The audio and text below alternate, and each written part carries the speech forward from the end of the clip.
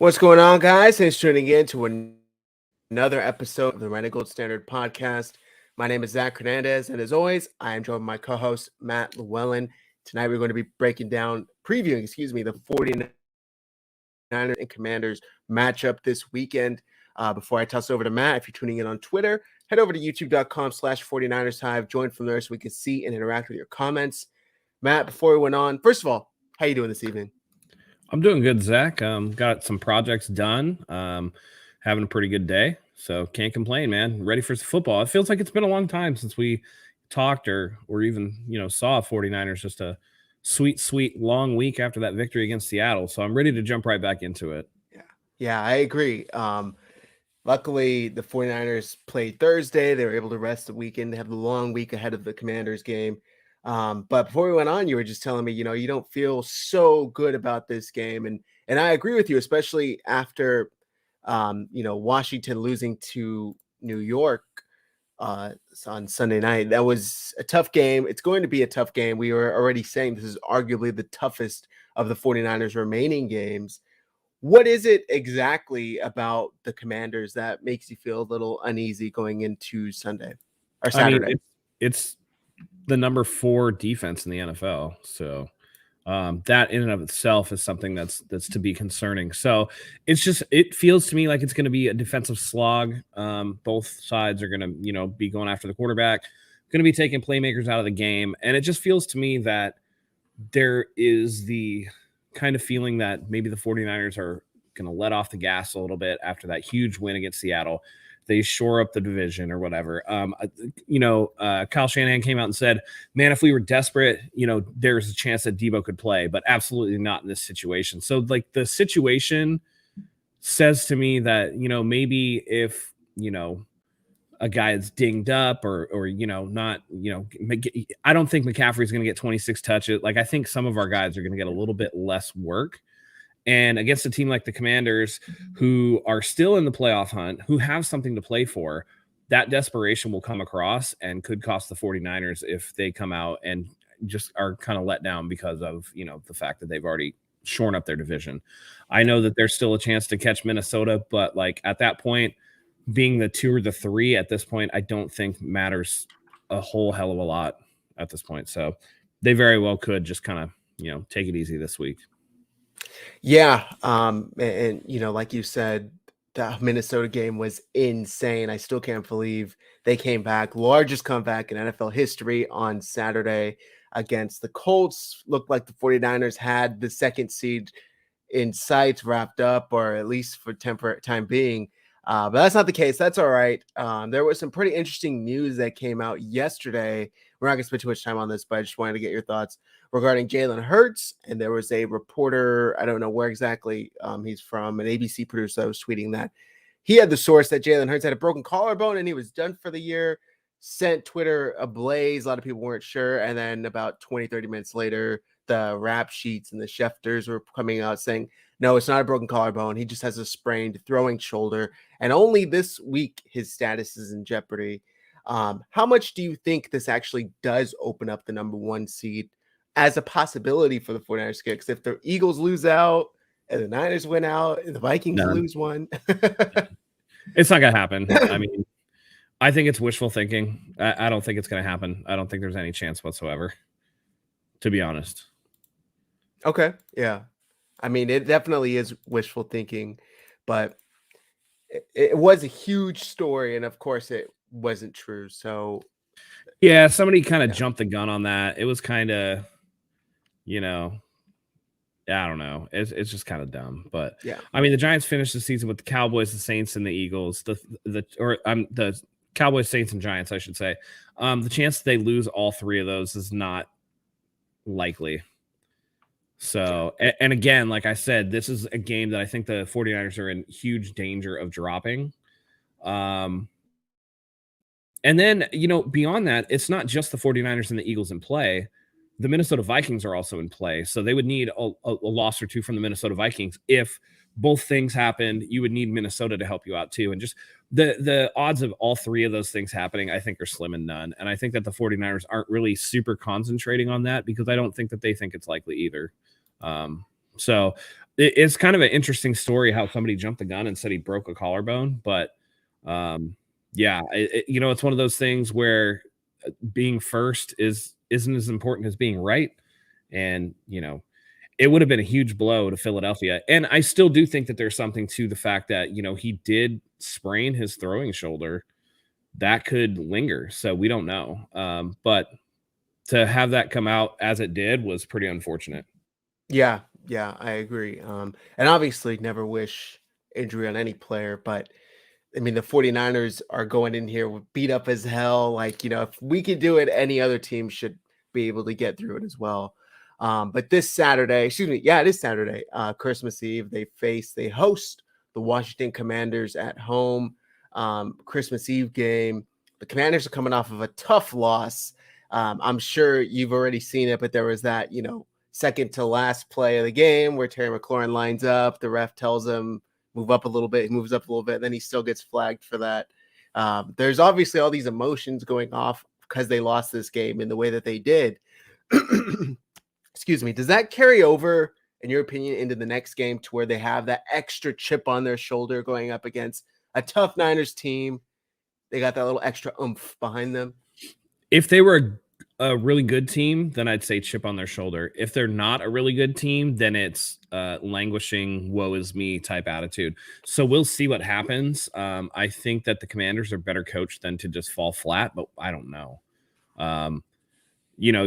That Terry McLaurin incident was pretty unfortunate. Then there was also the blatant pass interference where the dude was like hugging McLaurin. I essentially just wrapped him up before the ball even got there. So there was a ton of plays missed by the referees, and that always sucks. But at the end of the day, you have to put that behind you, and you have to get ready for your opponent. And this is a 49ers defense that will not take it easy on you. If anything, I would expect the 49ers to kind of fall back on offense, right? Like hold out some of your key playmakers, things like that. But defensively, they're still going to come after you, and it doesn't matter if it's the first guy or the last guy. This team just hustles and swarms to the ball. So if you're feeling sorry for yourself, it's going to be a rough day. Yeah, I agree. A lot of people were saying, oh my God, like, there goes Washington getting just ridiculously, abused by the refs or whatever. And it's like, welcome to the NFL. Unfortunately, yes, that does happen. I mean, welcome to every sport. We just had this conversation the other day. Like in every sport, basketball, baseball, football, hockey, soccer, it's just there's bad refs everywhere. It's just that's just part of it, Yeah, unfortunately. So right now, as it stands, the 49ers are in that 3 seed. They have clinched the division and a playoff spot. Like I said, it looked like they were going to get that 2 seed Saturday, at least for the time being, but the Vikings stormed back from like a 33 to nothing, deficit or whatever the hell it was. Eagles number 1, Vikings number 2, Niners number 3, Buccaneers number 4 with a 6-8 record, Cowboys number 5, 10-4, Giants 6 after their win against Washington Sunday night, and then Washington number 7. Out of those two, just real quick before we get into this Washington game, the Giants or Washington, which would you rather face in that first round of the playoffs? Oh, the Giants for sure. Yeah. I don't believe in the Giants at all. That just, the Commanders have a top 5 defense, and that's always hard to deal with in the playoffs. I mean, the Giants are kind of like a jack of all trades and really more like a 9 of all trades. They're not great at any one aspect of the game. They just seem to hang around, man. I think, they're well coached. I think Daniel Jones has taken an incremental step forward, but it's nothing crazy. So to me, obviously having the veteran head coach that the Commanders do and Ron Rivera, with them, really having a great defense that can swarm and get to the football and force turnovers. I mean, that's a team that I'm more worried about playing. The Giants don't really do it for me, to be honest. Yeah, I agree. I know a lot of people thought that Brian Dable would come in and maybe turn Daniel Jones into a franchise quarterback. That doesn't really seem like it's the case. Maybe they can win a couple of games with him, but I would much rather host the New York Giants than the Washington Commanders. Taylor Heineke's got that little bit of, I don't know, magical juice behind him. He's a bit of a gamer, almost similar to what we have with Brock Purdy going on tour. It doesn't really make sense, but he's just getting it done.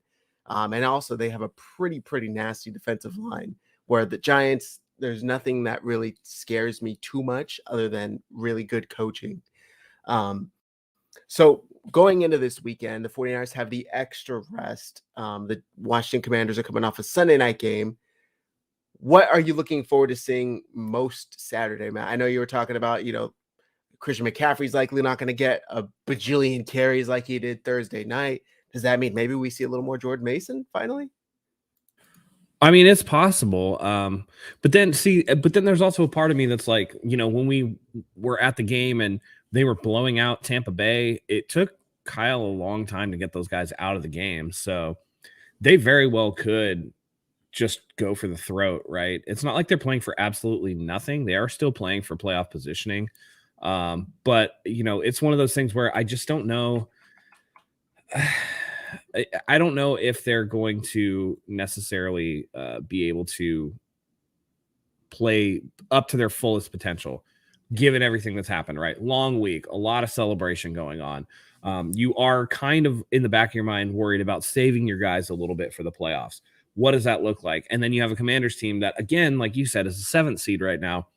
They're trying to hold on for dear life, right? It's unfortunate that a team like Tampa Bay gets to sit at the 4 seed with their record. That's just the way the division winners, kind of get it, because you're sitting there looking at the Cowboys, who have a good record despite their loss to the Jaguars.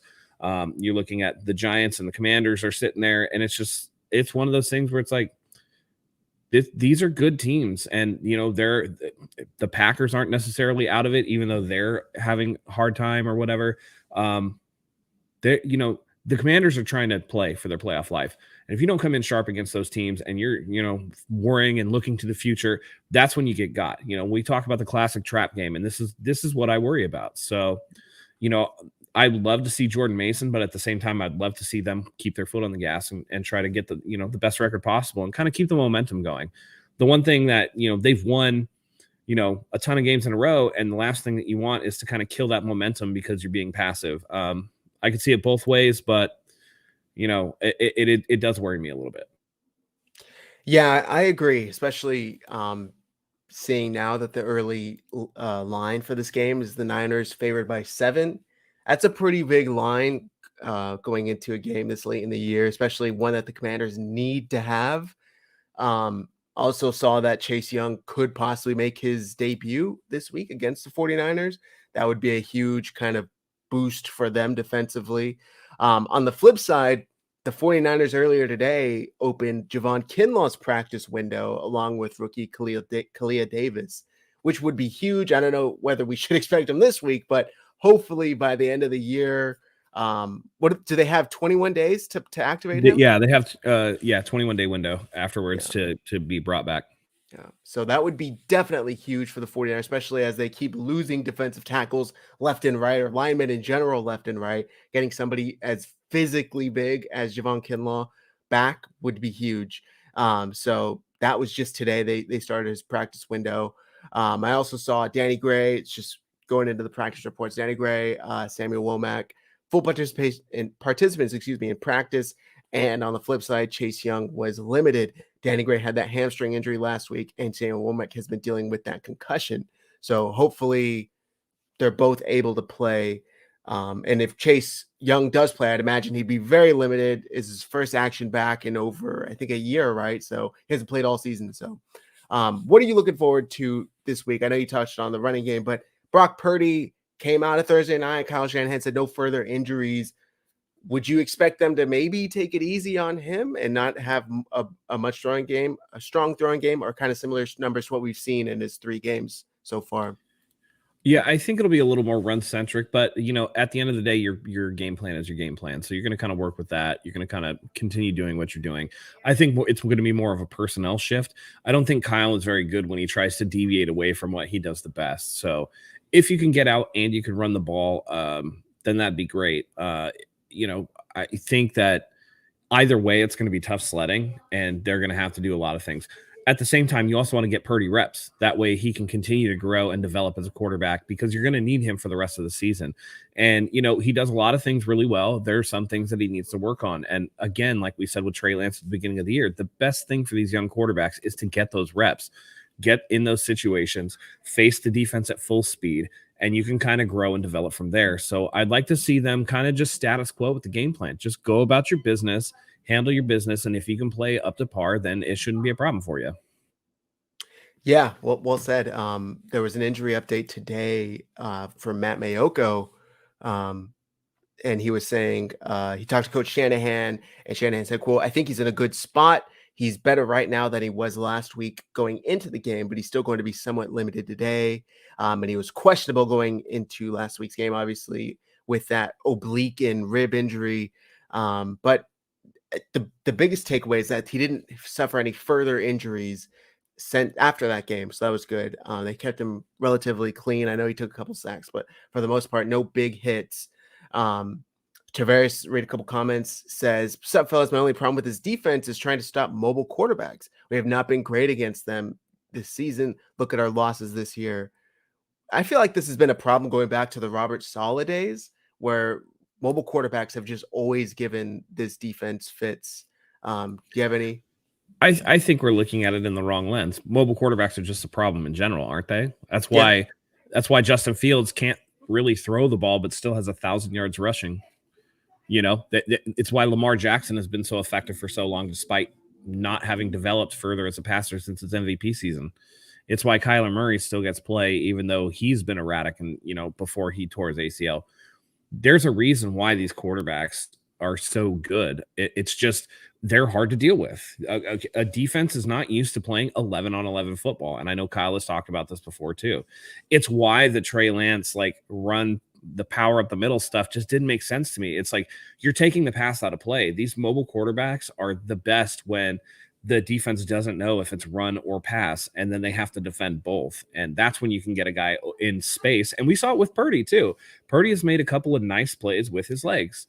And I just think it's a problem for everybody. Again, this is our self-serving bias, right? We love this team. We watch this team. We scrutinize this team more than any others. I think we're just really hard on this team and their defense going like, man, we just don't handle mobile quarterbacks well. And it's like, well, who does? They've been tearing up the league for a while now. This is nothing new. This is going back to, why people like Cordell Stewart were so effective, why Randall Cunningham was so effective, why Michael Vick was so effective. This is just a wrinkle that is here to stay. And if you have that athleticism and you have enough in the throwing game, you can win and be really dominant with those type of quarterbacks. That's actually a really good point. And to that point, the 49ers haven't really faced too many mobile quarterbacks this year. Obviously, they had, Patrick Mahomes, Justin Fields, Marcus Mariota a little bit, but for the most part, they have held their own.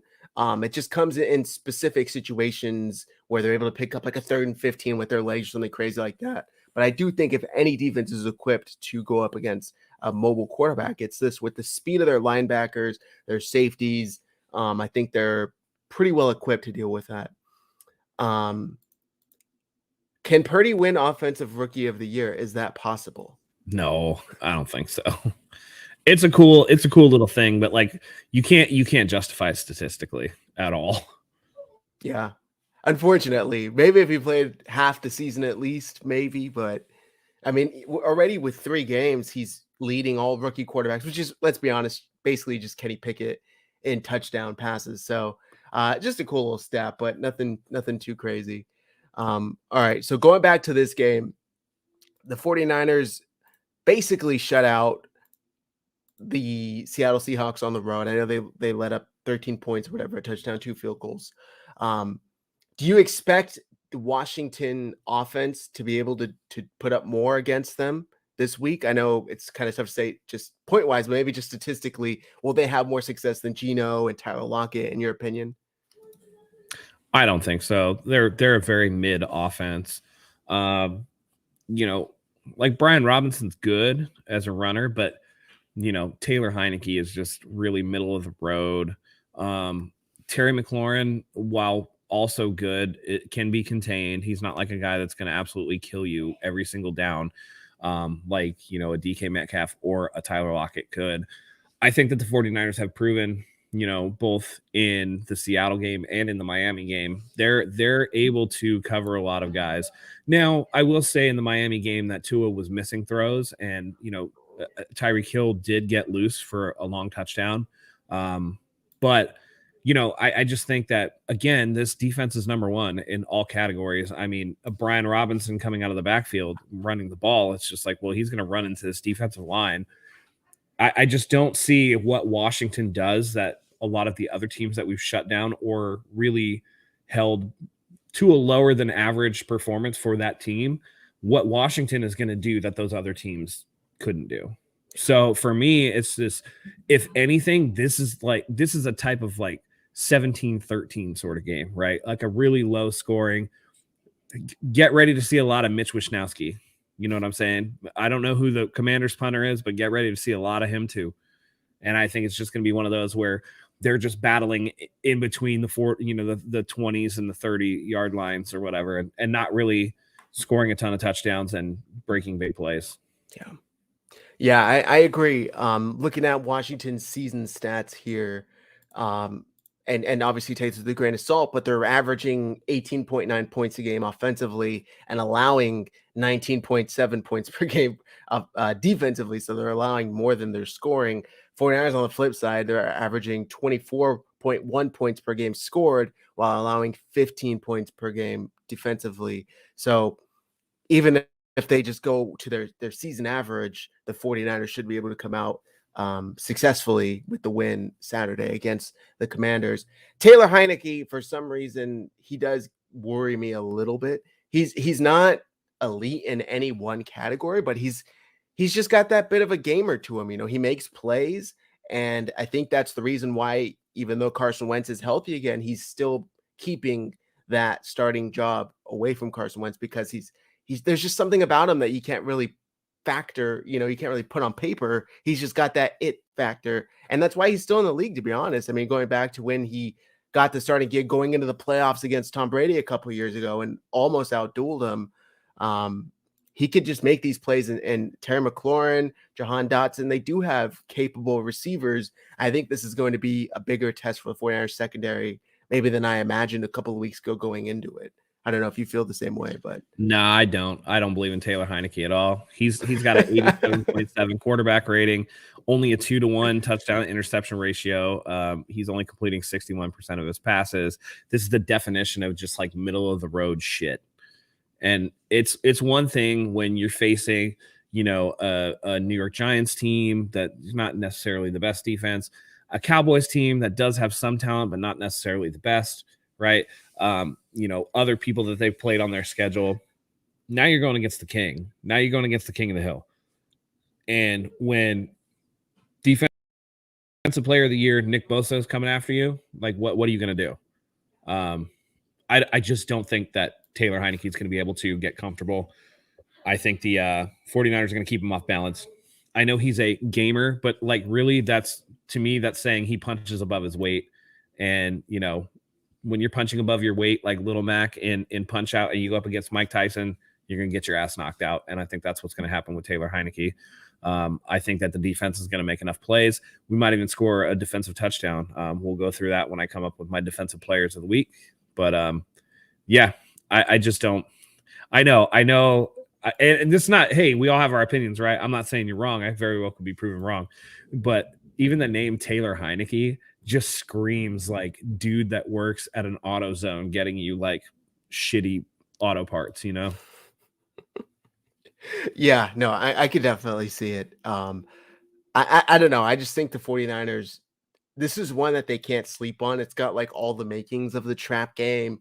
Coming off of a big win in Seattle for the first time since 2019. You wrapped up the division coming home on Christmas Eve. Next week you go, on the road to Vegas. This is one I'm hoping they're not overlooking, because if so, Washington can be a capable, formidable opponent. I'm not saying they will be. Speaking of a tough game, man, like not to look too far ahead, but New Year's Eve in Las Vegas, like, boof. Yeah. Like that's going to be a tough one, man. That's going to be hard to concentrate. Yeah, no, I agree. So I just hope they're able to stay focused on this game, on the task at hand. A 7-point favorite is a lot. I don't know if they'll cover that. We'll go into that when we wrap up and do our final picks. Do you think Brock Purdy continues his I don't want to say average, but Jimmy-esque days. You know what I mean? Like the 17 for 26, under 200 yards, 2 touchdowns, no turnover type day. Do you think that that's what we'll see for the rest of the season out of him? I would like to. I have a sneaking suspicion he's due for a turnover, though. It's just me.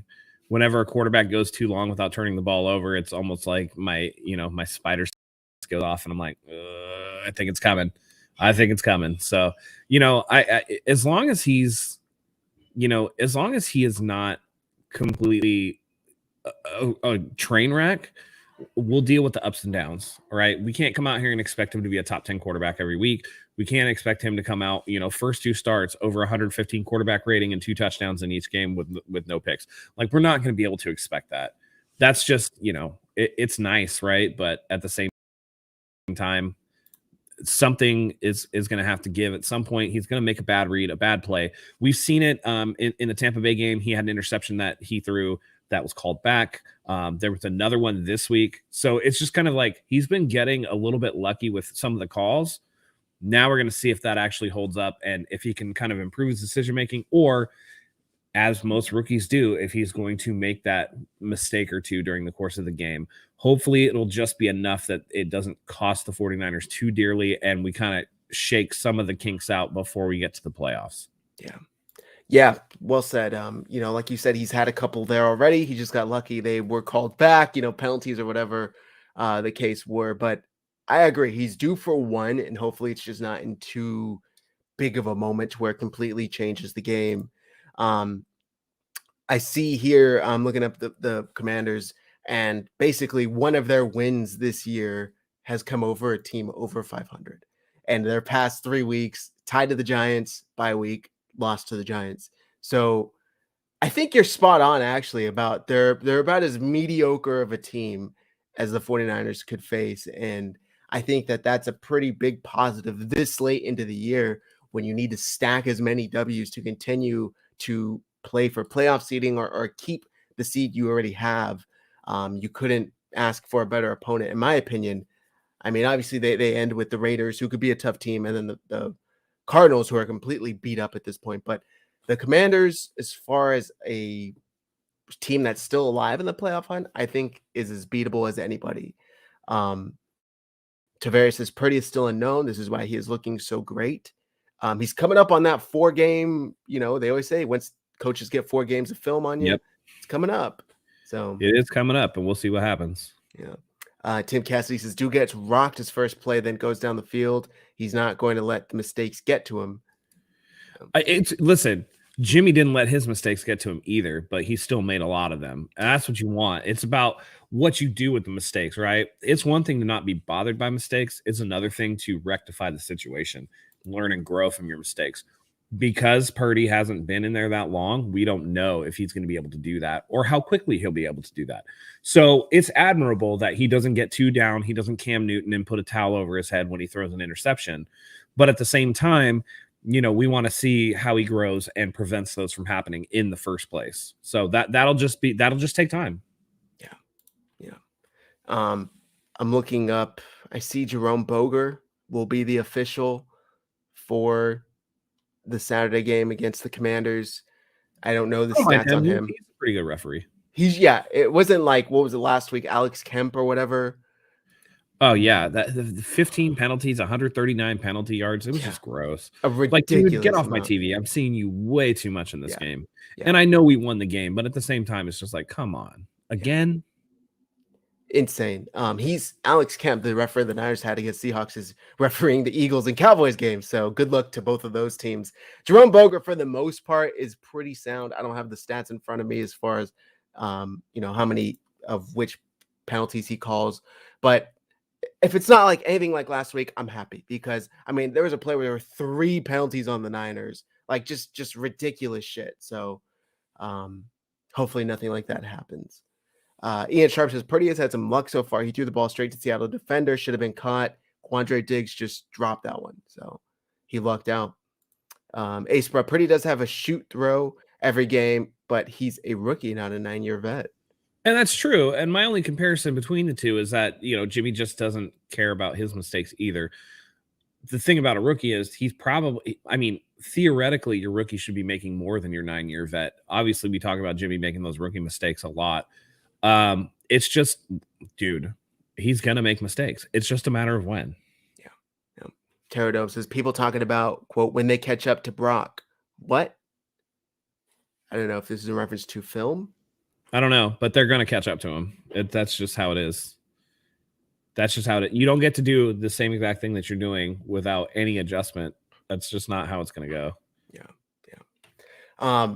Just schedule wise, the 49ers played Thursday night. They get the rest, the extra few days. They stay at home, whereas the Commanders played Sunday night, have to come across the country. It's Christmas Eve.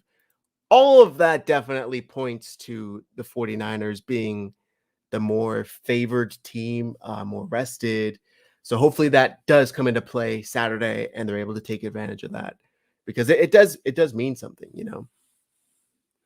Randy Dehona says every pass can maybe be intercepted by same logic. I don't know what that means. Also, there are some that are more interceptable than others. Who are you quoting, Pterodome? That's what I want to know. Quote, no, they're not. Stop lying to these people. Yeah, I don't understand that. Who are you? You're quoting who? Maybe the more rabid in the fan base that are just like, you know, it went from the Jimmy stands to right over to the Brock Purdy parade. Yeah. I think it's funny. Obviously, there's a bit of a meme. It's like this team, some of this fan base is like anybody but Trey Lance. And I just don't get it. I'm like, why? Trey Lance seems like such a nice young man. Why do people hate this kid so much? Yeah. Tavares says Commanders will not be easy to beat. They'll be locked in. They're trying to make the playoffs just like we were last year. Every game matters to them. Yeah.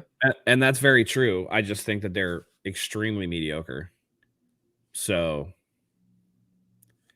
I don't know. I just think that if you're a mediocre team, yeah, you want to win, but at the same time, they've still lost a bunch of games. So yeah, I mean, they just lost at home to Danny Dimes of all people. Like, right? They're not, right. And before that, you know, before the bye week, they tied to Danny Dimes. Like, they are formidable defensively, but other than that, overall, they're not that scary of a team. Pterodome says he's running the Jimmy G offense the way it's supposed to be ran. They haven't caught up for 5 years. They won't in this season. They're different. They're different. Listen, they're different players, though. Yeah. He's a rookie. He's going to make mistakes. That's just how it is. The 49ers have lucked out that mistakes haven't counted, but technically he's already made some, just not on the books because, you know, penalties happen. They didn't catch them. Jimmy wasn't as lucky because they were caught or there weren't penalties, you know, like he had that one pick six basically that was called back earlier in the year, but it's just, yeah, Kyle has done a really good job of keeping Purdy out of harm's way, but you can only do so much as a play caller to prevent your rookie quarterback from making these mistakes. So Ace says Purdy is a really young Tony Romo. I've seen this comparison a lot. I don't really know what to make of it. I don't like that comparison because listen, Brock Purdy has a decent, not special arm. Tony Romo had an arm, dude. Tony Romo could sling it. Yeah. So, and Tony Romo was bigger. Brock Purdy's really small. I don't know I don't know. People are going to do what they're going to do. All I'm saying is don't expect Brock Purdy to keep doing exactly what he's been doing. There is going to be some drop off. That's just the way that it is. Yeah. Yeah. Tony, I don't know why people don't remember that he had a nice arm. He did have a nice arm. Maybe the mobility is what they're seeing Brock Purdy and thinking of Tony Romo, Case Keenum. Yeah, I've seen a lot of people be upset that all the quarterbacks that Brock Purdy's compared to are Taylor Heineke's and Case Keenum's. But there is a reason why he felt like it's hard to say, oh, no, he's Steve Young, or, you know, like there's a reason why he fell to the 7th round, the very last pick. Listen, he could be really great at running the offense, which like he does a good job, you know, with the line of scrimmage. He does a good job with the plays. He knows where everybody's supposed to be. beyond when he came in against Miami, he's been really good at clock management, not getting too far behind the play clock. He's done a really good job at all these things. He is bumping into his physical ceiling, and there's nothing you can do about that. And, I know Terror Dome feels real strongly about this with all the exclamation points, but it's not going to change the fact that there are going to be people that catch up to him. So, Terror Dome added, he's running it with poise, he's running it with confidence, he's running it with command. He goes where it is supposed to go and makes plays when needed. I would challenge you to watch the All-22 because he plays very safely and he leaves some stuff on the table. Yeah. He definitely leaves stuff on the table. And we're not taking anything away from him because he has played well. He's definitely risen to the occasion. It's so funny how people just get so upset about any amount of objective criticism of a player. It's like, I'm not even saying that he's bad. I'm just saying that it's hard to see him continuing at the level. He's the last person selected in the draft. He's got no play time at all. Nobody has any tape on him. There's going to be something that catches up to him in one way or another. I can count on, a multitude of occasions where he's missed a guy that was wide open. And that's okay. Every quarterback misses. It's about learning and growing. And that's all I'm saying is he has to learn and grow. And you want him to do it now rather than in the playoffs. Mm-hmm. Because the same people that are rooting and tooting for him right now are the same people that if he lays an egg in the playoffs are going to be like, why the hell didn't we bring back Trey Lance? Or like, why the hell didn't we try to start Jimmy? Or why the hell didn't we sign this guy or that guy? Why didn't they go to Josh Johnson? Josh Johnson could have got in there. It's just no logic. Everybody's just blindly just whatever the flavor of the week is, they're going to do it. I'm not going to do that. I'm going to look at what I see and I'm going to say it. And I'm going to look at the tape. And I don't care. Again, as I always say, it's always about the front of the jersey, not the back. I don't care if it's Brock Purdy. I don't care if it's Trey Lance. I don't care if it's Jimmy Garoppolo. Whoever is playing quarterback, I'm going to look at that through an objective lens. And if you're playing good, I'm going to tell you you're playing good. If you're playing bad, I'm going to say that too. If there are areas for improvement, we should point it out. That's just how it goes. Yeah. I saw that Jack.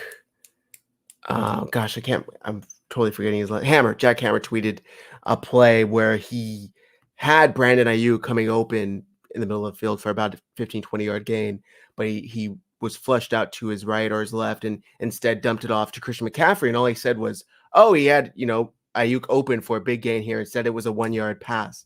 And he got lit up for it on Twitter, which I think is funny because this is the same exact thing the players do after the games. They go and see where they miss, where a 5-yard gain could have been a 20-yard gain, where a 2-yard loss could have been a 5-yard gain. Like they're just saying, hey, instead of this little bit, you could have made this big catch. So just because he's doing well doesn't mean that there aren't things to improve upon. No one plays a perfect game. No one in the history of the league has played a perfect game. No. So Robert Marquez says Purdy was compared to Tony Romo coming out of college. Watch JT O'Sullivan rookie tape, and a few others say the same thing. Yeah, that's. I mean, I'm not disagreeing with that. I'm just saying I personally don't see Tony Romo when I watch. I don't see it either. Brock Purdy. Yeah. Terrado was very, very passionate about this. He has responded, done the work, been prepared, ready for the work. Stop talking yourself out of it. He is what you thought he is. A capable backup. So far, that's what I'm seeing out of Brock Purdy. A very impressive rookie who definitely has risen to the occasion. But nothing that I've seen so far has told me he's the starter. Again, I hope you keep the same energy if he has struggles against the number 4 defense in the NFL this week. I'm just being realistic because Tampa Bay's defense, not that good. Seattle's defense, not that good. Now he's got to go against top 5 defense. Yeah. And we're not taking anything away from him. We're just saying, let's cool the brakes on crowning him. He's done very well for what the 49ers have asked of him. And if he can continue to do that, more power to him. But let's not get carried away here. Randy Daytona pretty reminds me of a slower right-handed Michael Vick who can't run or throw as far. I mean, listen, dude, I'm a slower right-handed Michael Vick who can't run as well or throw as far. There's a lot of room between Michael Vick and everybody else. That's for sure. Yeah. Tim Cassie says Jimmy did that shit all the time and he's a vet. And that's why they look to move off of him. Right. But just again, this comparison shit is so stupid. I'm not talking about Jimmy Garoppolo. I'm talking about this kid. Yeah. Like, I don't care what Jimmy Garoppolo is doing. I'm telling you, this kid is a rookie. He's going to make mistakes. And he's got bailed out of 2 interceptions by 1, a flag, and 2, the guy just dropping the ball. Yeah. And Terradome, I don't listen. Say he is answering the bell again and again and again. Y'all want him to fail, and he's just got it, coupled with best weapons in the game and the best defense in 20 years. We don't want him to fail. Don't put words in our mouth. We're being objective about what he's doing. I know that it's apparent you can't be objective. That's okay. We'll do it for you. But at the same time, I hope you keep this energy when he has that game where he struggles, because it's coming. It's coming. We all know it's coming. You know in your heart of hearts it's coming. You might deny it, but it's coming. So keep that same energy, buddy. Yeah. Robert Marquez, Niners are the only NFC team that could beat Philly. They're on a revenge tour from last year. I still don't want to hear those 2 words, revenge tour, after 2019. Nah, that's after 2020. Never want to hear 2020. Yeah. Preach, cable backup. You don't think he's a top 32 quarterback in the league so far? This is interesting. Maybe currently as it stands, out of all the starters, yes, he's earned his spot. Will it keep up? I don't know. I can think of a few guys that I'd take him over for sure. Yeah, I just meant Zach Wilson. Nah, bro. Yeah. I'll take Brock Purdy. Yeah. I'd Davis probably take him, Mills. at least to development wise. I'd take him over Geno Smith, probably. Yeah. I'd definitely take him over Taylor Heineke. There's a few others I could go on and on. But again, he's young. He's going to make mistakes. He is going to make mistakes. I don't want him to make mistakes. Let me make that clear. I don't want him to, but also I know this is real life and he's going to make mistakes. Yeah. When I say he's not a starter, I meant he's not the starter for the 49ers long term. He hasn't done enough to say, you know what, Trey, we made the wrong choice. We're sorry. We're going to stick with Brock Purdy, in my opinion. Yeah. Unless Brock Purdy takes him to a Super Bowl, wins Super Bowl MVP, that's not happening. Yeah. That's what I meant when I said he's not the starter for the 49ers moving forward. I agree. He's played very well, and I'm not taking anything away from him. I was in Levi's chanting Purdy, like I root for the kid. Oh, yeah. It's a great story, and I hope it continues. Obviously, I'm a 49ers fan. I want him to take us all the way. I'm just looking at this long term saying, yeah, exactly. Like, we can have expectations and be realistic, but also be like rooting for the kid with all we got. Like, I'm going to root for him and I want him to succeed. I just know what realistically is going to happen. Yeah. If he does struggle, the defense will bring us through. And that's most likely true. And that's why he doesn't have to be perfect. And that's why against the Commanders and maybe against the Raiders or whatever, have him have a little, if he has rough patches, no big deal, because then he can learn from that. And then he's more sharp going into the playoffs. Yep. Please no revenge tour. Yeah, seriously. Baker definitely would I'd take Purdy over Baker for sure. That's no question. I'd take Purdy over Sam Darnold. Yep. Marquez says Purdy has 4 years experience with good teams in college. He could manage them to the big show with this great team. And that's the height of my expectations, is that he manages. I said it probably a week or two ago. Like, all he has to do is Alex Smith this bitch to the very end. That's all he has to do. Limit mistakes. Yep. It will be tough in the playoffs. Can he outduel, Jalen Hurts? Can he outduel a Kirk Cousins, who I know it's been a bit of a meme, but they could still put up points when they're rolling. And if you do make it to the big dance, can Brock Purdy outduel the Patrick Mahomes, the Josh Allens, the Joe Burrows? Like, that's really what counts. And if we're just comfortable with him managing, we need to see him take that extra step to realistically say, okay, crown him. This dude's it. He can, start on a team moving forward. The 49ers really have something in Brock Purdy more than a short-term backup for when Trey Lance is injured. All right, we got a little too carried away here. Let's wrap this show up. And real quick, sorry, I'm going to pull this one up. Terradome, the Commanders' defense is number 4 in the league, and that's who Brock Purdy's playing this week. Is the Commanders' defense. Their offense is trash. It's not good. Despite, I know Zach's worried about Taylor Heineke, but overall their offense is not very good. But Brock Purdy is not playing the Commanders' offense. He's playing their defense, and they are really good. So that's where the mistakes could come. Yeah. And, it is what it is, man. It is what it is. Miami got a pick off him, Mm-hmm. by the way, if you don't remember. But I'm saying he's probably going to make a mistake, and that's okay. Randy Daytona. We had 3 quarterbacks this year. Some teams had 0. That's that old saying, right? If you got 2 quarterbacks, you have none. But I guess if you have 3, then you have all the quarterbacks. Yeah, that's true. That's true. Also, Pterodome says he cannot duel Mahomes, Josh Allen. Until I see it, I'm going to say he can't. Or it's unlikely because that's asking us so much out of him. It's just I mean the quarterback the best quarterback he outdueled was Tua, and Tua was spraying that ball all over the field very uncharacteristically. So I don't know. I need to see more. Yeah. So I don't know. I mean he outdueled Brady, but like Brady has like that team is bad. Him and Mike Evans are not on the same page. Chris Godwin hasn't recovered from the ACL like he should. Leonard Fournette came into camp with the weight of a defensive tackle. Like they're just not very good. So to me, I don't know. It's again, what's the defense you're playing? The quarterback on the other side is one thing, but you know, Kansas City, maybe not a special defense, but Mahomes is gonna, you know, put up a ton of points. And with Buffalo, their defense is actually pretty good. Yeah. Tampa does have a good defense. They were out a few starters that game. Just FYI, not to take anything away from Brock Purdy, but they were without a few starters. Great point. Can he go head to head with Hurts and Mahomes? Yeah, exactly. That's the main thing. You know, yes, he hasn't. Besides, if I remember correctly, aside from a 7-3 deficit when he was put into the game in Miami, that first playing time, he's played with the lead the entire time. The entire time he's been above the sticks. I mean, minus with the start of the game, right? Yeah. So, but they never trailed against Tampa Bay. They never trailed against Seattle. It is what it is, man. No.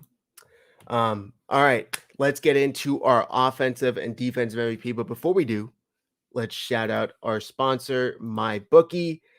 Shout out to MyBookie, guys. Take advantage. If you didn't win anything this weekend, you still got some time. There's some Thursday games, or there's a Thursday game, excuse me.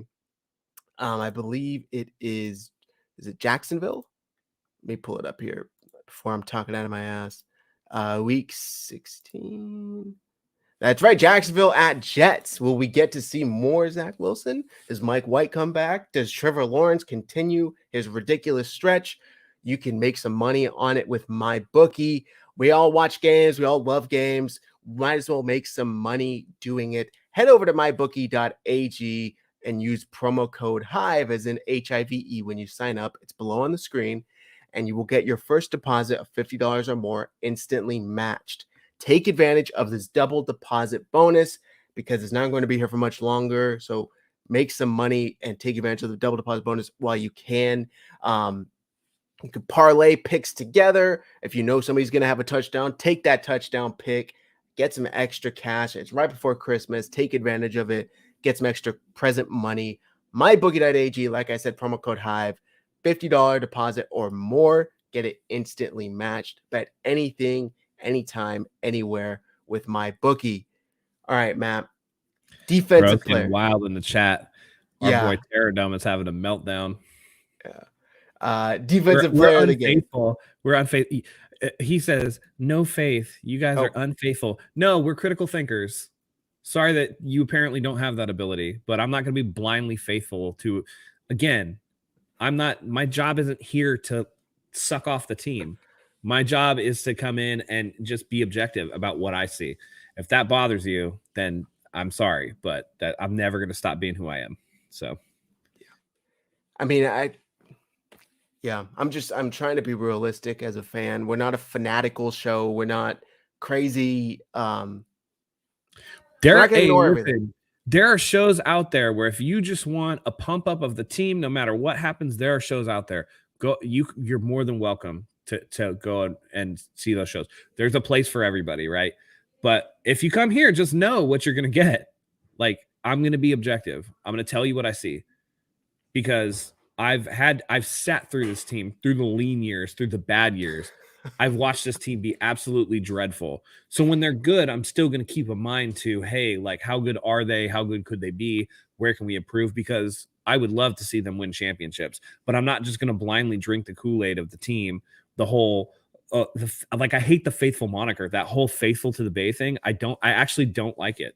I know we have other people that we've talked to. I think Mike doesn't like it either. No. But it's one of those things where it's just like, no, like I'm a fan of the team, but to just be blindly faithful and like, oh, it's all roses and the 49ers are always this and always that, that's just not true. So, that's how I get through the lean years, because people that are overly like drinking the Kool-Aid of the team, when they go 4-13 or whatever, which they will at some point in the future, that's the meltdown where we see, TikTok videos of dudes breaking their TVs and shit. Like, I don't know. To me, that just doesn't fly. Yeah, I remember seeing a video of a Dolphins podcaster after the Dolphins game, and the dude was losing it. The dude was crying, screaming, like, or pretty level-headed, win or lose. Outside of maybe a Super Bowl loss, I might shed a tear or two on the drive home, but that's another story. That's another story. All right, let's get into this game. Defensive MVP. Nick Bosa finally got his 3 sacks and a forced fumble. I'm not sure if you're still picking that one, but who do you got? No, so I think that, listen, I'm going to go with a name we have not heard for a while. I'm going to go with Azeez Al-Shire.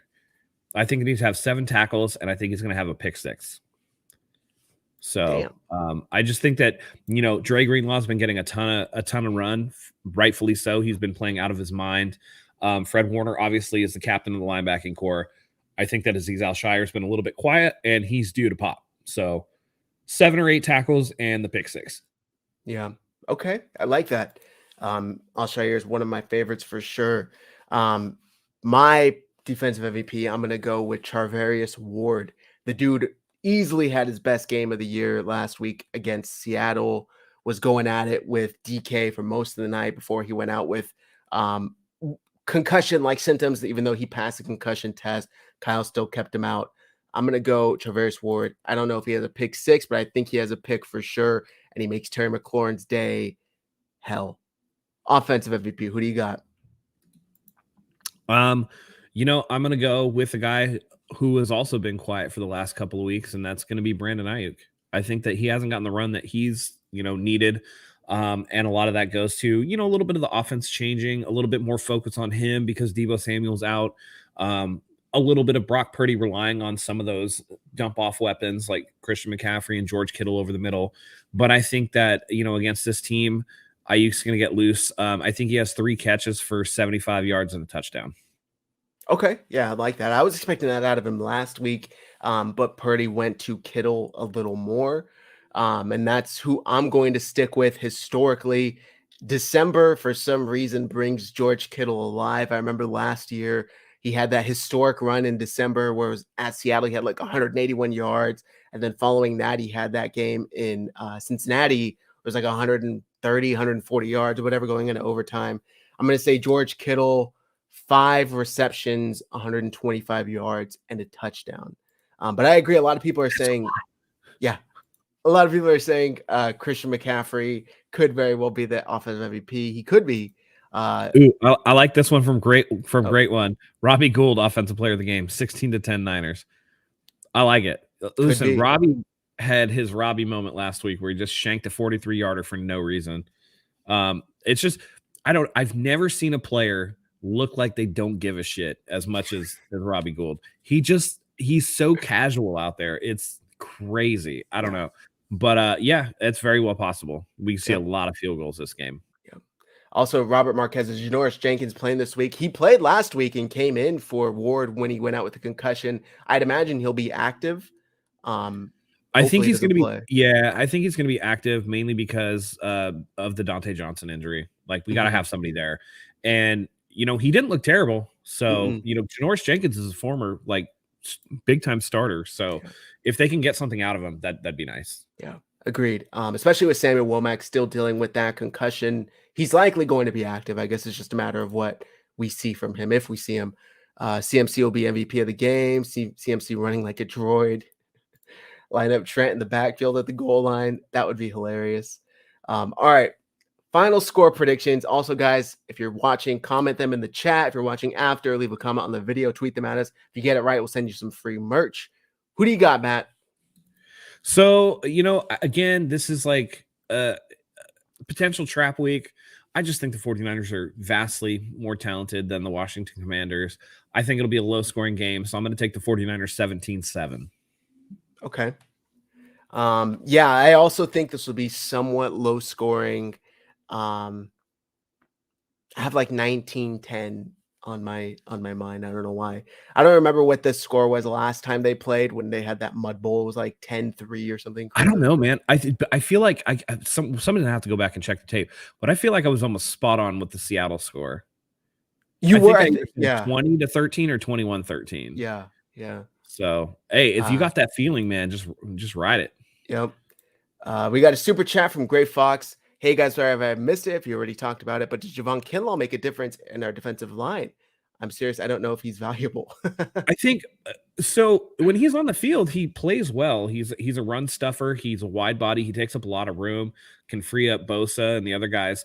I just think that it's too early to tell what his contribution is going to be, and because they've already won the division, I don't think that they're going to rush him back. They're opening his window. They want to see what he's going to be able to do, but I don't think he plays this week. If I'm being honest to myself, I don't think that he would play probably until Arizona, just to round him into shape for the playoff game.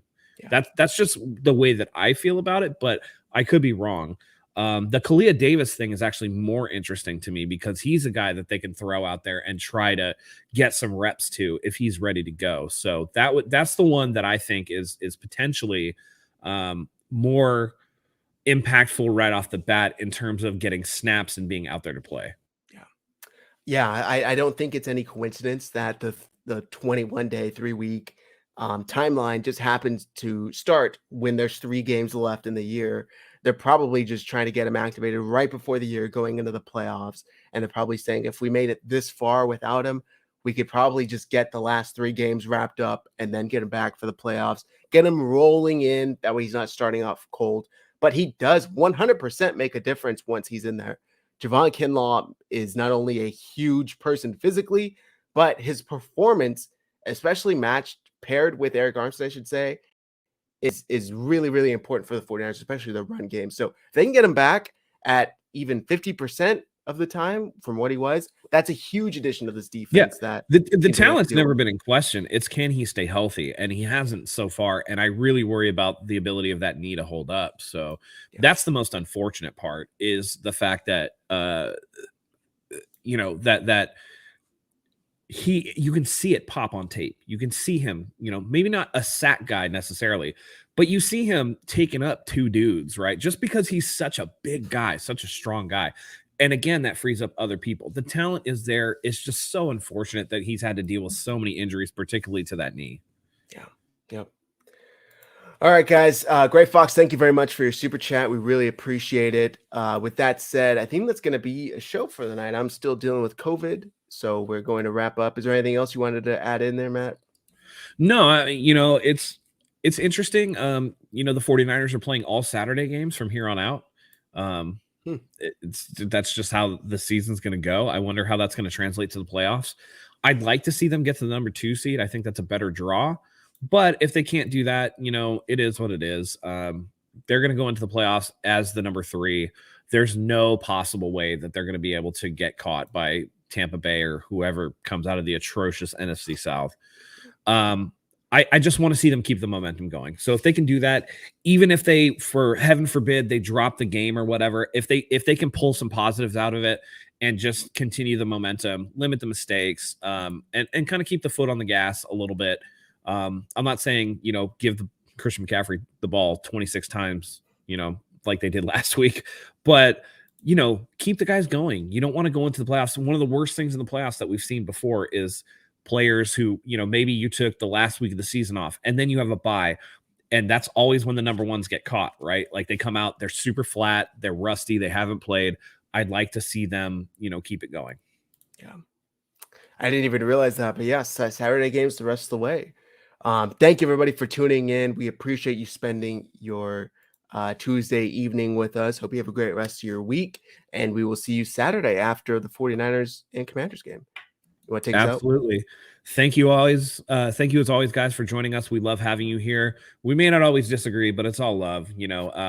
We handle things differently than you do, but that's okay. we share with everybody here. You're always welcome as long as you keep it respectful. With that being said, let's get a little disrespectful with the Commanders this Saturday and come out with another 49ers victory. With that being said, until next time, go Niners.